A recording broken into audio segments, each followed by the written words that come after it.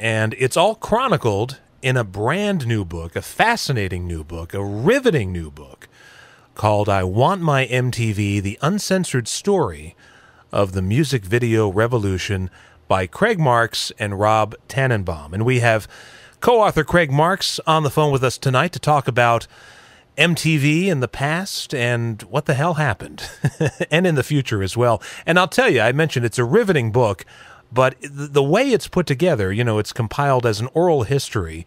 It's also the ultimate bathroom reader. The highest compliment one could pay. Well, it's true. I mean, you could just pick it up, find a favorite time period and just go with it. Was this compiled to celebrate the 30th anniversary of MTV? It was. That was the impetus, which came in August 1981. It launched, so August of this year. That was the original release date of the book. We couldn't quite get it together by then because there were so many interviews in the book, obviously. If you've seen it, you would and felt it in your hand, you would know that it's pretty huge. So we came close, but yeah, we wanted to commemorate that and with a look back at what we've termed to be the golden era, which is the first decade of MTV. And of course, I was immediately jealous because I was putting together a similar tome about U68. But when MTV first started, I didn't even have MTV. When I was on vacation in another part of the country, I was able to watch it, but I don't think it was on in New York originally. That's right. When it launched, it wasn't in New York, it wasn't in L.A. The actual, the day of the launch, the MTV employees themselves had to get on a bus and go to Fort Lee, New Jersey to see the channel come on the air because no one in New York carried the network. And there's lots of examples of that in the book of, I think Lars Ulrich of Metallica talks about going over to Dave Mustaine's house, and hanging out, and he was the coolest guy in town because he had MTV. Wow! And so everyone would go to his basement and smoke pot and watch MTV till their eyeballs fell out of their head. So it was having cable at all back in the early '80s was kind of a status symbol, but it depended on where you live. A lot of rural areas and suburban areas got it much before some of the urban areas because it was much cheaper to lay down the cable wires there. And it was a real pirate ship organization in the beginning. Oh, yeah. It was, all the founders of MTV, they all came out of radio. None of them had any television experience whatsoever. So, which was a pretty, and their other kind of radical, very radical precept was that they were going to launch a channel based on this thing called music videos, of which there existed very few. There were only about 150 music videos at all when MTV launched a 24-hour, 7-day-a-week network devoted to showing these. And their bet was that they were going to convince the labels to make more of them, give them to them for free, and then continue to supply them with music videos and then invest some pretty significant money in them.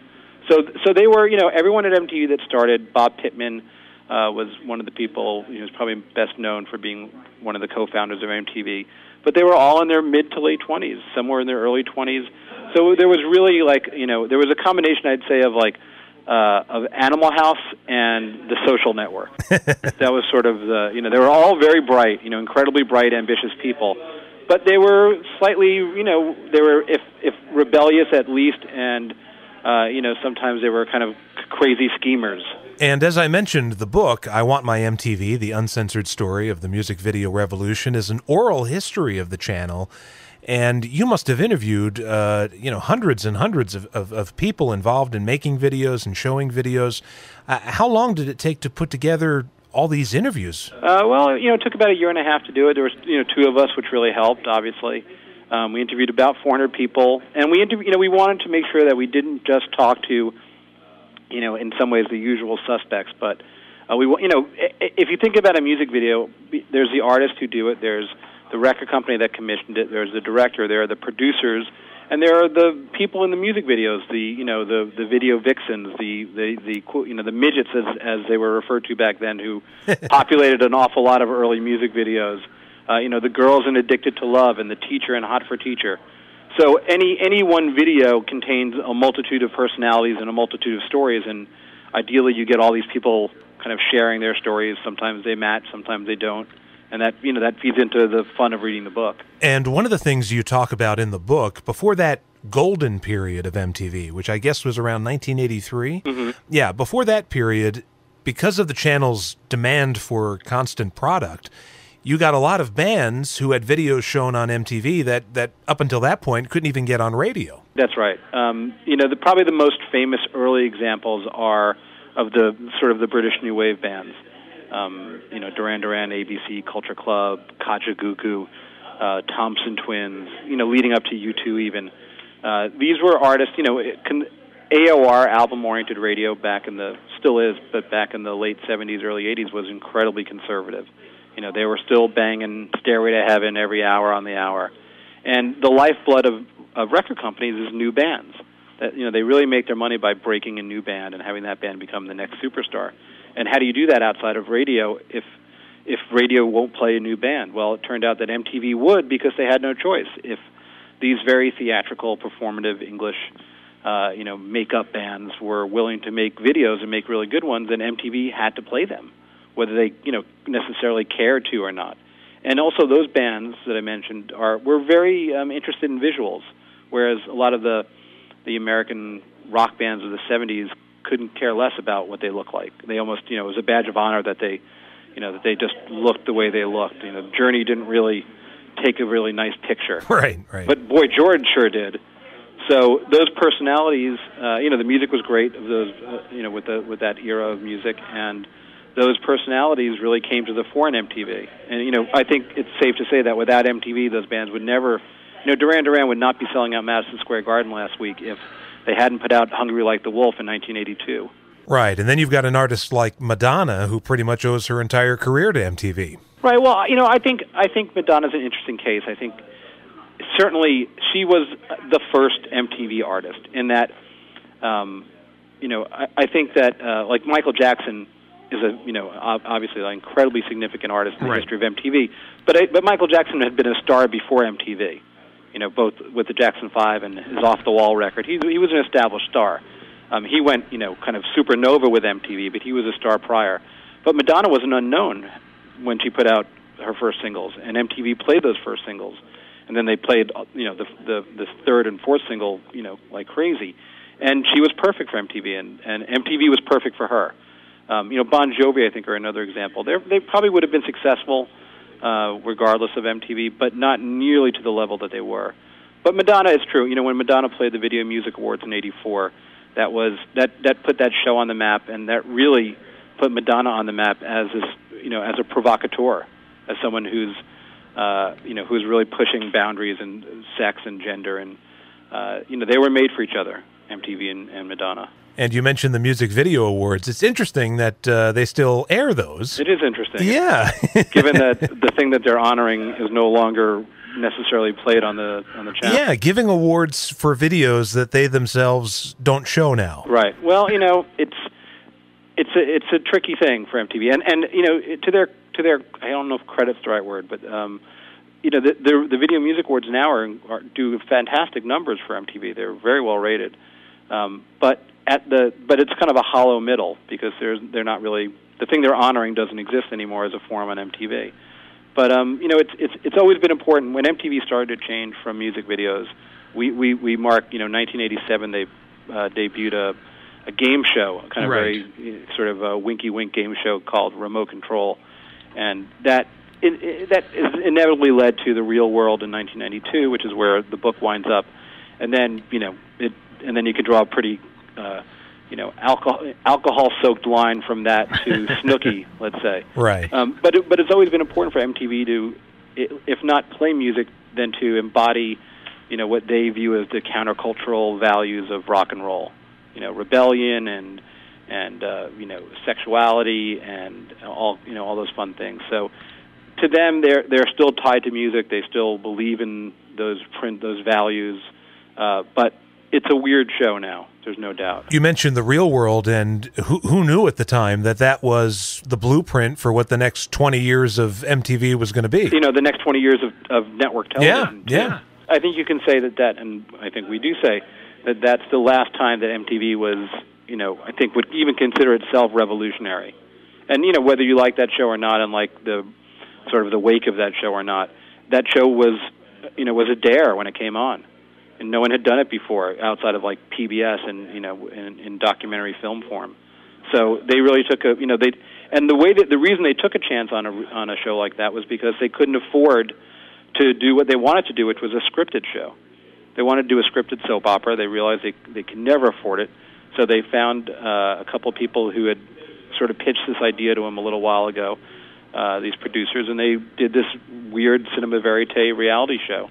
And it was profoundly radical for the time, and it rated fantastically. And that was, I think, when MTV really saw that they needed to do narrative television, in half-hour or 1-hour blocks. I guess half-hour because their audience has that attention span, and that would do better for them always than playing one music video after another. Now, let me ask you, when you and Rob were compiling this book, did you have an outline of how you wanted the story to go, or did it just happen organically through the interviews? Well, we knew where. It's a good question. We knew where. We obviously knew where it started. We knew. We didn't know the entire history of MTV, the company, and when the founders got kind of kicked out of the company, which was very interesting.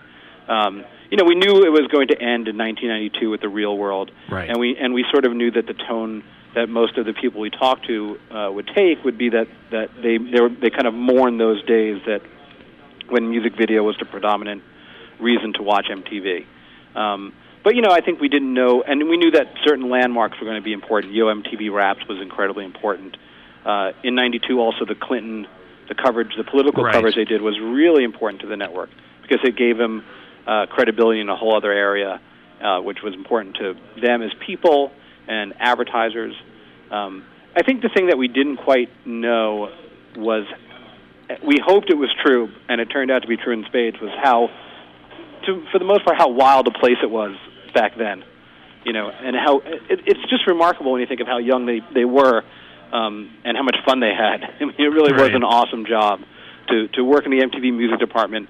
In those years was the greatest job in the world. By the way, if you're just joining us, we're talking to Craig Marks, co-author of the new book, I Want My MTV, The Uncensored Story of the Music Video Revolution. And aside from chronicling the birth of the channel and the machinations behind the scenes, there's also a fair amount of juicy gossip in the book. Yeah, well, there's just, when you put a band like a Motley Crue on a video set with a crazy director and lots of strippers and and they have 40 hours to make this video, and they're tired and they're crazy to begin with, you're going to get good stories. And then you also have people who have scores to settle. And people have different versions of what happened in their lives and in their careers. So that it's really fun to see. If you remember those days of MTV and you remember, let's say, Adam Curry and Downtown Julie Brown, two of the VJs who came onto the network in '87, you may not know they hated each other's guts, but they're more than happy to share that with us, thankfully. Well, I'll ask you this, and I'm sure everybody's asking you this: do you mourn what MTV used to be, or are you satisfied now with going to YouTube for videos and MTV is just whatever it is these days? I'll answer that two ways. One, I'm not the average. MTV targets a teenage demographic, and so I would. It's not for me now. It's not supposed to be for me. It's and it's not. And people who watched it when they were 15, 5 years ago probably now feel like MTV's a sellout. That's what everyone always says when anything changes, and they get older, that it's not as good as it was. On the other hand, so I think it's kind of the people who say, Jersey Shore, it's a pile of crap, and how can they've ruined our culture. I think people said that about rock and roll music from day one, so I'm not really buying into that. On the other hand, I think music videos as an art form have been denigrated by the fact that people now just watch them on their computer. Every director we talk to from those days, has the same legitimate gripe that it's just not the same experience watching it on your computer. And it's also, I think, the one nostalgic pang that I have is that there was something special about everyone watching the same music video kind of at the same time all over the country. To me, it makes everything feel, it just resonates in a way that gives the music extra meaning and the artist extra meaning and the video more meaning, and it just feels good. And one special thing about MTV was that, after they'd play, a Guns N' Roses video, they'd era video by a band that you didn't know. But Right. they were music fans. The people that worked there were big music fans, and they liked breaking new bands, and they liked turning people onto that stuff. So, that's how that's how a U2 got introduced to a major American audience, was by piggybacking sort of on, the bigger artists who would get big MTV airplay. Now, it's very hard to see videos by new artists on YouTube, because when you go to YouTube, you're searching for the thing you already know you want. But everyone watches a Lady Gaga and a Justin Bieber video on YouTube. But how do you find out about this next new band that maybe you hadn't heard before? And so I think that's missing now from the way that people consume videos. And I think I think any art form is going to go through cycles, and there are a lot of really great music videos being made now, but the budgets are much smaller. And I think people feel when they're making them that they're just not sure anyone's going to ever see them. And that goes for pretty much all media now. Everything's niche, no matter what it is. There's no communal experience anymore. But before I let you go, I joked about U68. Do you remember the MTV imitators? I do. I remember U68. There are, in the book, we do talk to people who worked at various local cable outlets, shows that were just on, especially in the hip-hop world, there were a lot of local rap shows in the New York area. So, yeah, there were pockets of, Night Flight, USA's Night Flight, things like that. I mean, I remember New Wave Theater, a cable show on USA. So, yeah, I mean, they're accounted for in the book, and, in a kind of the sort of salad days of music video programming across the country. But it's true that in some ways, once MTV went on, and especially once they opened up their playlist to black music, it sort of did eliminate most of the local music video shows. Well, once again, it's a great book, and I'm glad you're doing something to mark the 30th anniversary of MTV, because MTV didn't do anything. No, they didn't. Well, MTV they're Dorian Gray. They don't ever get old. It doesn't do them any good for people to know that they've been around for 30 years. Well, thanks a lot, Craig. And thank you, guys. If anybody wants to check out the book, I Want My MTV, The Uncensored Story of the Music Video Revolution, you can find it on Amazon, of course, or any of your local bookstores, including Barnes & Noble and whatever bookstores are left. Maybe that's the next oral history. Anyway, back to the music. Thanks, Craig.